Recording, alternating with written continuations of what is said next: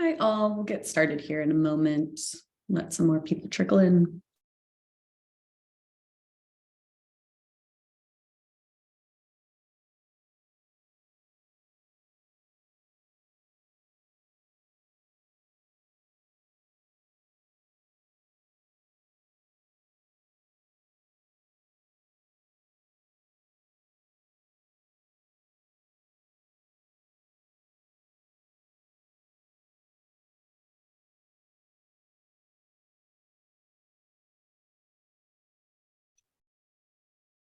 All right.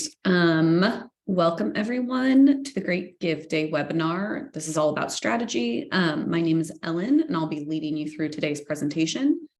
Just a few housekeeping items to note before jumping in. The webinar will be recorded and posted to the toolkit on the Great Give Day site under the Resources tab.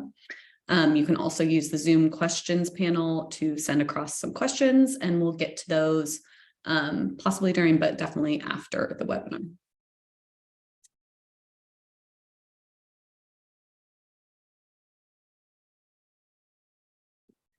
So a look at today's agenda. So we'll just be going over some basics of Great Give Day, and then we'll talk through some of the strategies you can use to help make your campaign a success.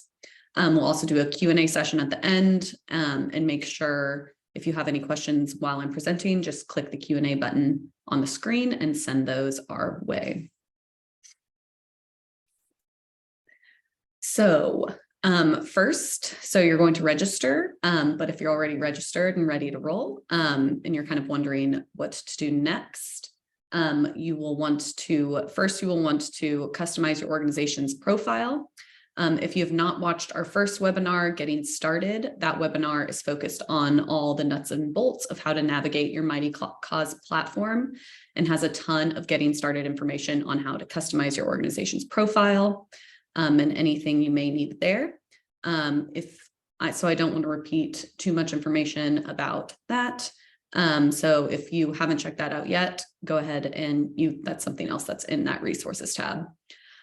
So once your page is customized and filled out, you're going to want to start thinking about communication strategies for your giving day, and the different outlets available for you to reach your donors.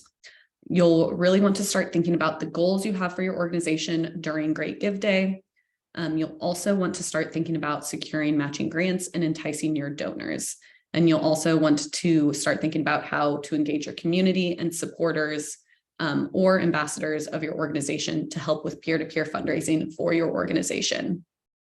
This is a great time to really get started, get creative and excited about Great Give Day, and really take the time to plan on how you want to connect with your donors and make your appeal to those donors. There are, once again, some really great tools available to you for Great Give Day, right here in the NPO toolkit. It's filled with tips and tricks, frequently asked questions, walkthroughs, and lots of support articles from Mighty Cause that you can use for email and social media to help you get inspired and figure out how to promote your campaign. This is also where you'll be able to find today's training recording as well. And so you'll definitely want to make sure you spend some time in that toolkit. So now we're going to get into some campaign strategy. So since Great Give Day is a 24-hour event, the trick is making the most of it, and really to sustain your fundraising momentum. And one great way to do that is make sure your campaign is on track, is to set mini goals for your organization to help generate buzz and build excitement. Set mini goals for certain hours of the day so you can keep people excited about your own goals and continue working towards those top prizes. You'll want to refer to the prizes and grants opportunities available when you are building out these mini goals. You can also set non-monetary goals for your campaign, like unique donor count, more peer-to-peer fundraising, securing sponsors, or those matching grants. Mini goals help sustain your fundraising momentum and get people excited about helping you reach these goals. To set mini goals, you'll want to think of your overall fundraising goal, and you'll need to raise, what you'll need to raise, or how many donors you would like to get for each hour or section of the day to reach your mini goals. Be sure to keep in mind when your donors are most active to adjust your hours or section goals accordingly. If you know there are certain times of day that will be slower for you, you may want to boost that time period by utilizing a matching grant to help shake up your campaign and get some momentum. Another great idea to get your campaign rolling is asking for seed donations. These are donations from people in your organization's inner circle that essentially break the ice with donors. They help get the ball rolling. They're called seed donations because they make the number of donations grow. Clever. People to ask for seed donations might be your board members, staff, especially those who are on director levels or high-level leaders at your organization's volunteers, or anyone else at your organization who is highly engaged in your work. Just as a reminder, these don't have to be huge donations, but getting a little bit in the bank by tapping the people in your inner circle really does help your campaign move forward and get donations coming in.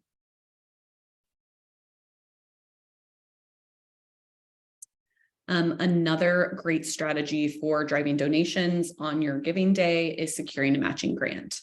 A matching grant is essentially a large donation that your organization leverages to bring in other smaller donations by offering it up as a match. So for instance, if someone is willing to give you $1,000, instead of just putting that money in the bank and calling it a day, you could use it as a matching grant.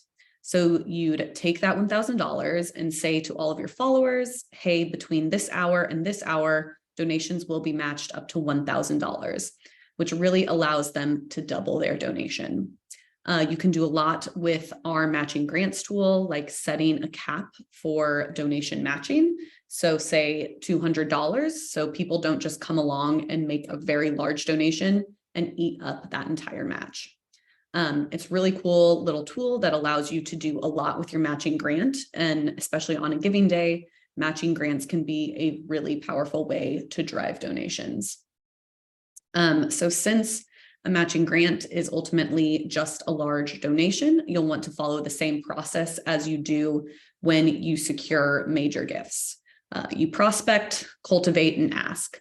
The people you should consider as prospects for matching grants are board members, first and foremost. Sometimes an individual board member will be happy to provide a matching grant, but one thing you can also consider is asking your board to work together to provide that match. If your board still has to pay its dues, for instance, you could utilize their dues by turning it into a matching grant. I would also consider your major gift donors who have given large donations to your organization in the past. They are another great prospect, and providing a matching grant can be a fun way to liven up their donations.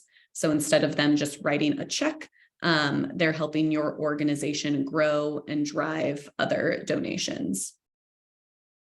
This can also, corporate sponsors are also a great prospect because it's fun and a proactive way for them to get involved in a public way and draw attention to their philanthropy.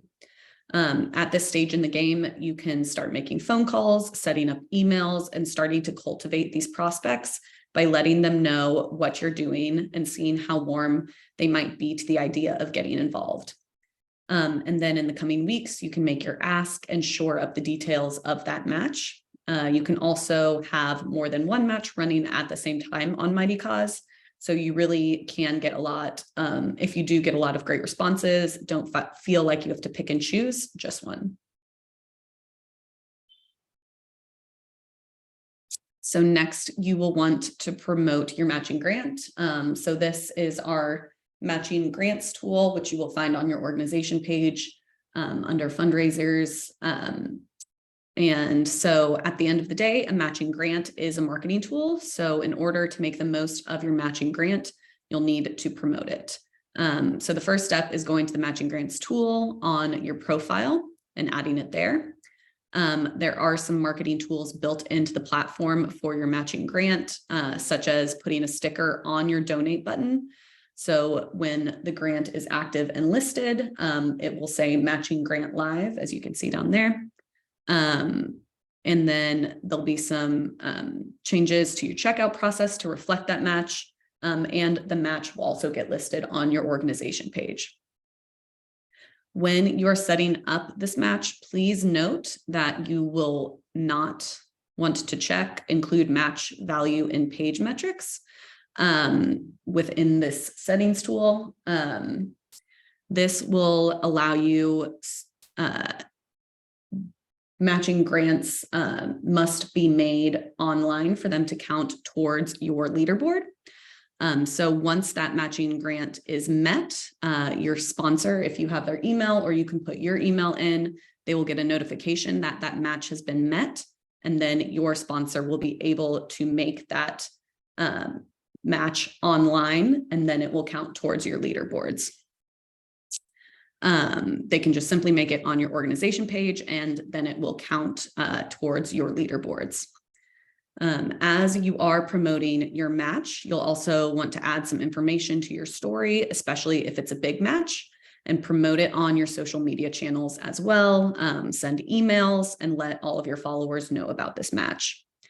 Countdowns also add urgency. So counting down and sharing your progress can be a great way to get people excited and urge them to stop what they're doing and make a donation.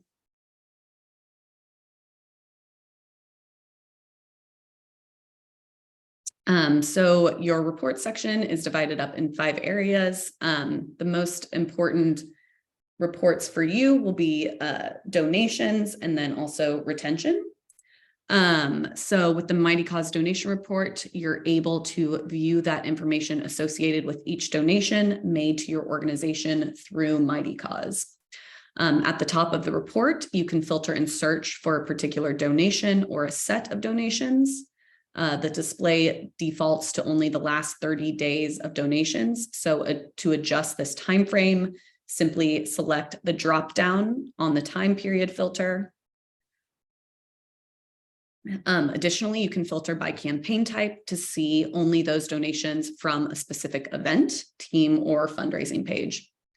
You can also sort donations by donation type. So this is just gives you a few other options if there's something you're looking for.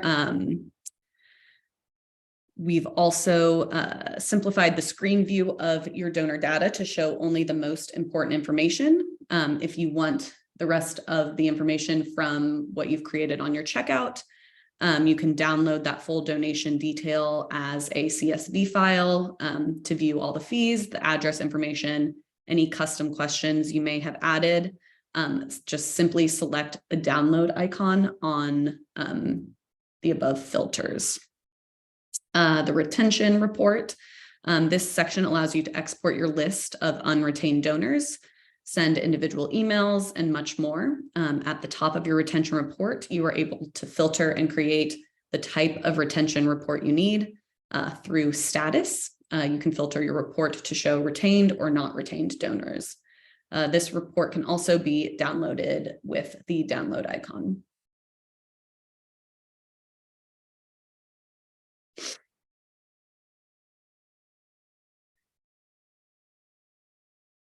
So moving on from matching grants and your reports.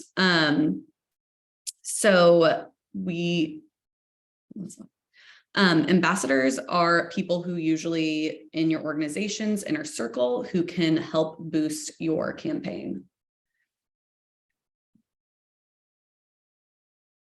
So that includes board members, volunteers, especially ones who are highly engaged, staff members, and so on. Utilizing ambassadors can help you break out of your list of existing supporters and engage new people, people you wouldn't otherwise have access to.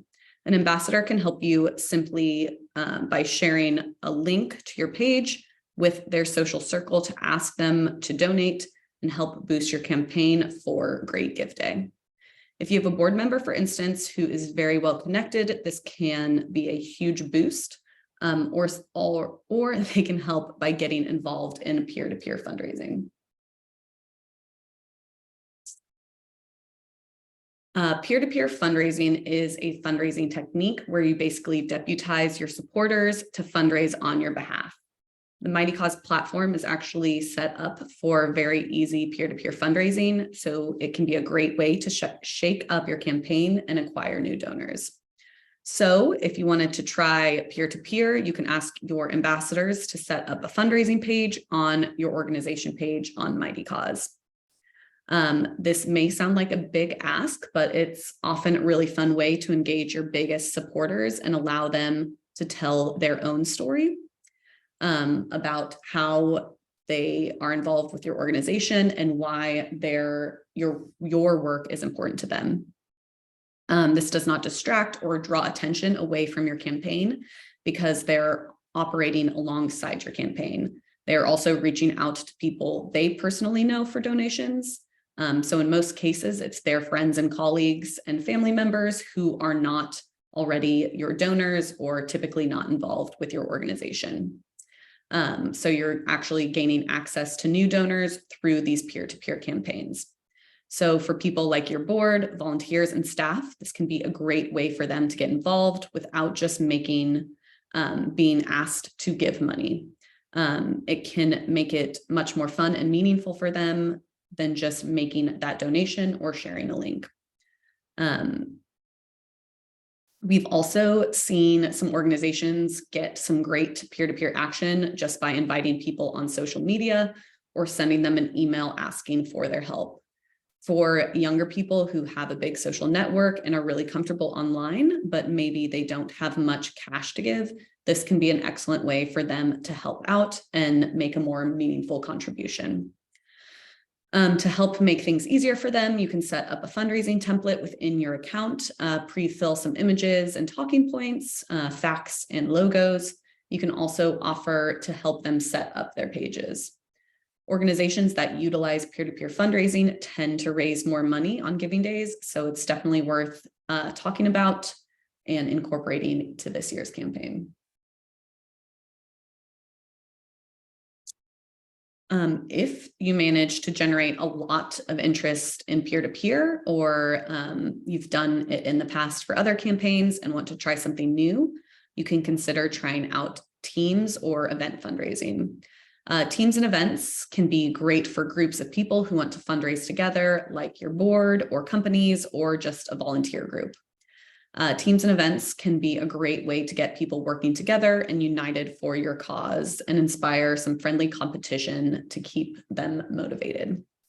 The difference between teams and events is basically that an event allows individuals and groups of people to participate and fundraise together, while team fundraisers is a group of individuals working together towards that collective goal.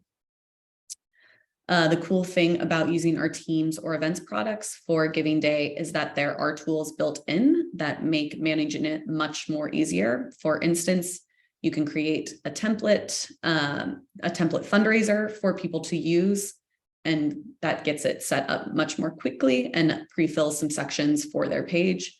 You can email team and event members through the platform and keep them motivated. So there are some essentially just more complex peer-to-peer campaigns. They are a great option if you've got a lot of people willing to fundraise for you, or you've done peer-to-peer before and want to try your hand at a new type of campaign. So your email list is going to be one of the most important tools during Great Give Day because emails are a direct line to your supporters. Unlike social media, you don't have to worry about an algorithm getting in your way or preventing people from seeing what you sent them. Because unless they've unsubscribed, it'll end up right in their inbox and probably send them a notification to their phone as well. I do want to talk a little bit about email strategy. Because it's going to be very important. In general, you'll want to keep emails relatively short, simple, and skimmable. Most people read their emails on their phones these days, so they want to be able to skim through to get to the point. People are much more likely to read emails that pertain directly to them. So we highly recommend segmenting your email list by sorting donors into a few key groups. Donors who have given a lot or given on a regular basis, one-time donors, people who utilize your services but never donated, one-time donors, your board, volunteers, and so on. You don't need to craft entirely new emails to each of these groups, but you can tweak small things about the emails for each group to make it more personal. So for instance, an email to volunteers, you want to acknowledge how they already help your organization. And you wouldn't want to send an email to a major gift donor asking for only $25. So first, identify your key segments, then figure out how to tailor your message to them. When an email is tailored to who the recipient is and the relationship they have with your organization, they are much more likely to read it and take action on it. How you segment depends on the program you're using, but most services like Constant Contact and MailChimp use tags to segment groups of people for your email list. One thing you will need to pay close attention to is the timing of your emails. I would recommend taking the time to schedule as much as you can beforehand, and have a template email ready for things you need to send out day of, like an e-blast asking for help to get to your campaign goal, or an announcement if you've won any of the prizes. As I mentioned before, most people read their emails on their phones, so make sure you choose a mobile-friendly email template, test it out beforehand, try it on iPhone, Android, and so on, just to make sure it looks the way you want it. Taking emails to kind of the next level, one way would be to take, if you have the capacity, we do recommend doing some A/B testing, especially with subject lines, because you'll want to make sure people are driven to open your emails for Great Gift Day. This means trying out different subject line formats, try things like adding emojis, see what works better. So when you're sending out those critical emails, you'll have an idea of what tends to work with your email list. If you are listening and are wondering what I'm talking about, and what A/B testing is, if you're new to that term, it's basically splitting up an email 50-50 and testing some variable. So let's say you're testing a button color or a subject line. Half your list gets email A with one subject line, half your list gets email B with another subject line. And then you want to see which email gets the most opens. So for example, with the button color or placement, the email with the most clicks would be your winner. So you can take that information and use it next time to get lots of clicks and opens. You just want to be careful about not testing too much or throwing too many variables in there to make it, because that will make it too difficult to figure out why one email performed better than the other. Lastly, your call to action buttons should be clear and action oriented, something like give now, donate now, help us today. More passive CTAs like thank you for donating or please consider contributing aren't as effective. So you just want to be very crystal clear on the urgency.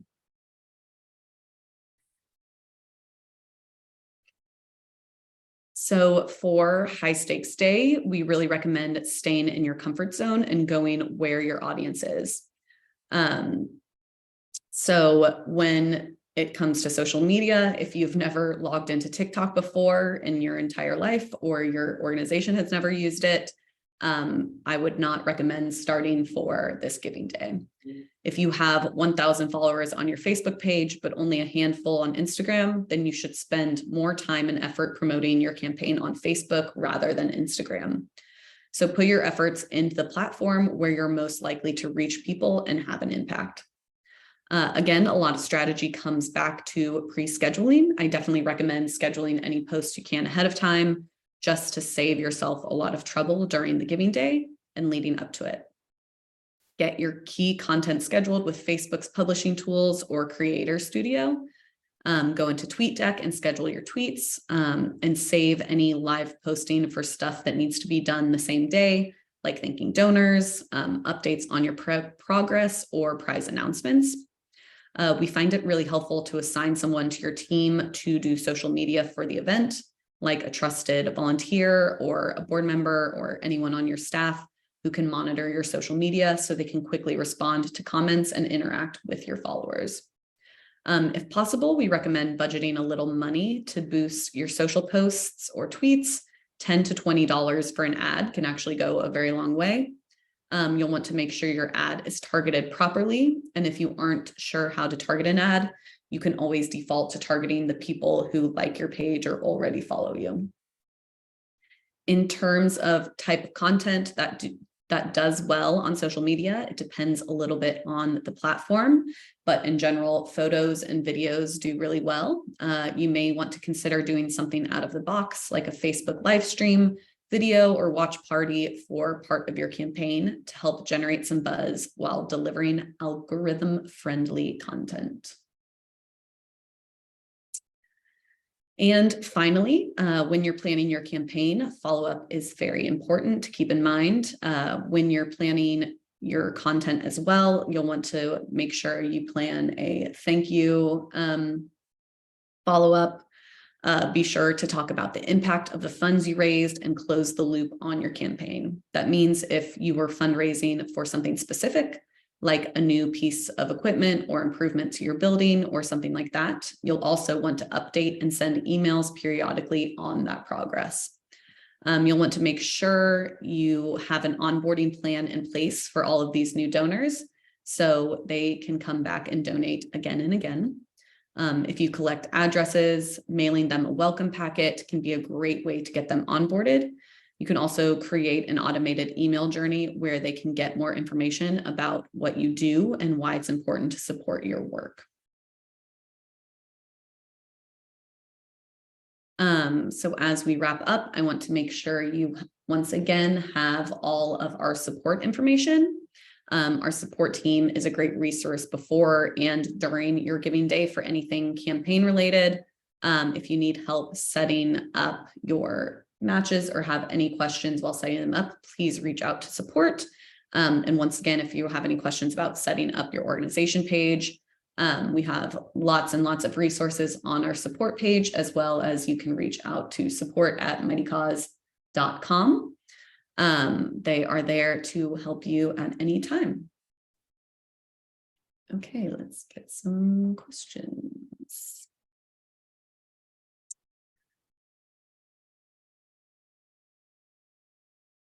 Suggested seed donations, where are they from? They can be from anyone on your staff, any volunteers, board members. It can be even a small donation just to kind of get your page rolling and get your names on those boards and get people excited about donating. Someone already has a matching grant set up. No, it will not be entered for you. You will have to go to that matching grants tool for it to be applied. And then once again, also the donation needs to be made online in order for it to count towards leaderboards.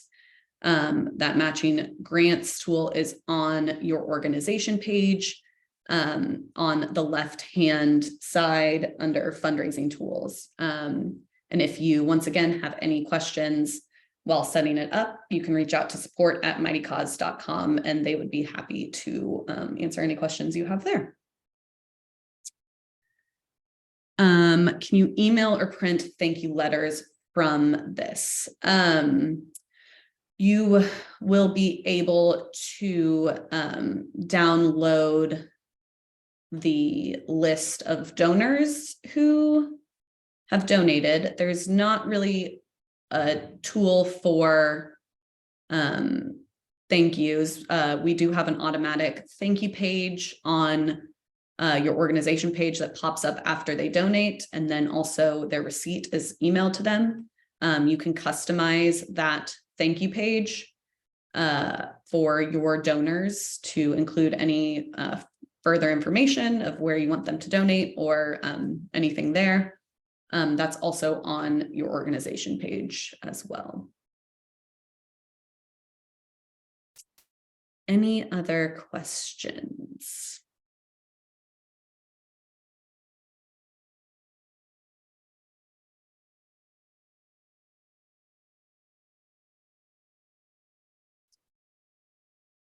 Okay.